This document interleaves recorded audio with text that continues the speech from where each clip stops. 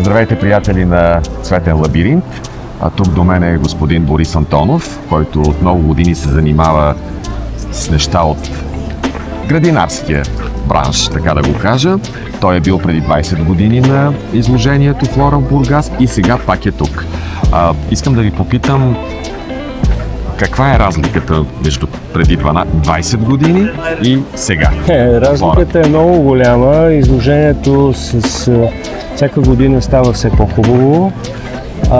И ние решихме тази година да участваме в изложението с продукти, които до този момент не са се предлагали на изложението.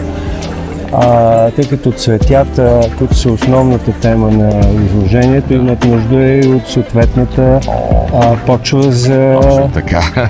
Освен от слънчева енергия. Освен слънце имат нужда и от земя. Да, и от вода. Това са трите основни компоненти. Точно така. Вие с какво точно се занимавате? Ние внасяме торфени субстрати от една компания, която се казва AgroCS, която седалището и майката е в Чехия. В Чехия. Но има собствени заводи в Словакия, Унгария, Румъния и собствено торфено находище в Северна Европа. Това е много интересно. Суровината си е тяхна, произвеждат изключително качествени продукти и специализирани, включително професионални за разсадници, за малки земеделци. И торфените субстрати са специално за различните цветни видове. За различните цветя има различна почва, тъй като всяко едно цвете има... pH, нали така? Точно така. И всяко цвете има различни условия, при които трябва да... Изисквания, при които трябва да расте. А вие предлагате цялата гама от... Ние предлагаме цялата гама, освен субстрати и специализирани торове, които са за цветя.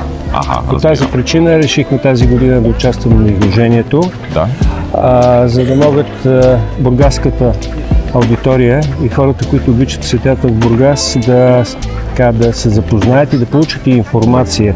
Защото моите наблюдения са, че хората масово не знаят как да отглеждат цветята си. Растенията, точно така. Особено стайните.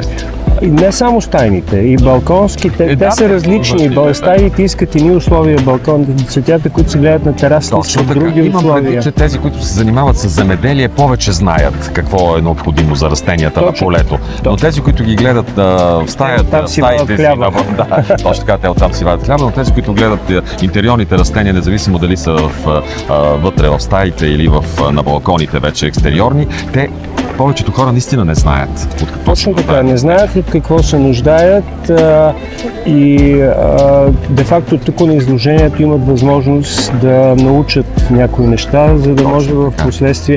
Просто в България трябва да се работи по изграждане на цветна култура.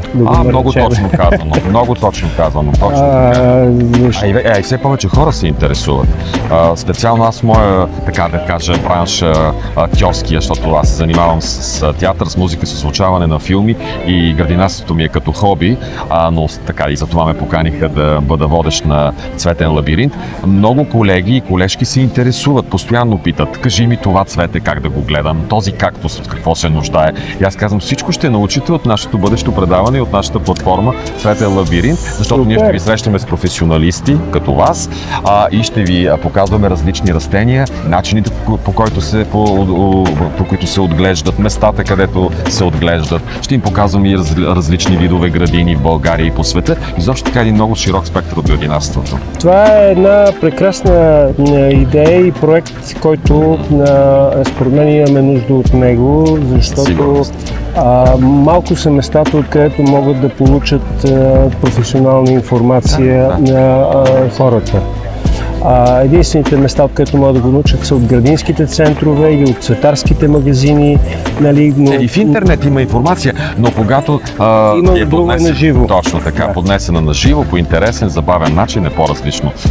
Добре, значи казахте, че 20 години са достатъчно дълъг срок изложението да се развие и че сега вече на така, бих казал и аз, моето мнение, че на едно така европейско равнище това изложение. Изложението е много добре, благодарение на община Бургас, които са основен организатор на събитието. Морската градина е много привлекателно място, където идват всички бургази, идват тук на разходка и това е най-подходящото място. Има още потенциал за развитие, което е добре. До година ще бъде 400-то издание, между другото. Да. От гледна точка на това, че на този етап все още няма чуждестранни участници или са много малко фирмите, които участват. Спокойно могат да се организират и да се включат като участници компании, които са чужди, които имат представителство в България. Да. Както сме ние сме официални вносители и дистрибутори на фирмата за България. И това ще допринесе още повече за информационното осигуряване, нали, да могат хората да научат повече неща. За на нивото на изложението.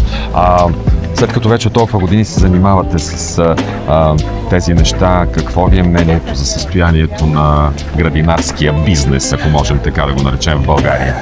Имате наблюдение какъв е той в Чехия, наречем? За съжаление, разликата е в светлини години. Сериозно ли? Да, за съжаление. Казвам за съжаление, защото в миналото, не знам дали знаете, българските градинари са учили Европа на градинарство. Особено в Унгария и Чехия. Особено в Унгария и Чехия. Даже в Чехия хората ги знаят и ги помнят. Много интересно. Особено възрастните хора, когато кажат градина, казват, да, българите ни учиха на градинарство. Добре, това да се знае и да се чуе много добре.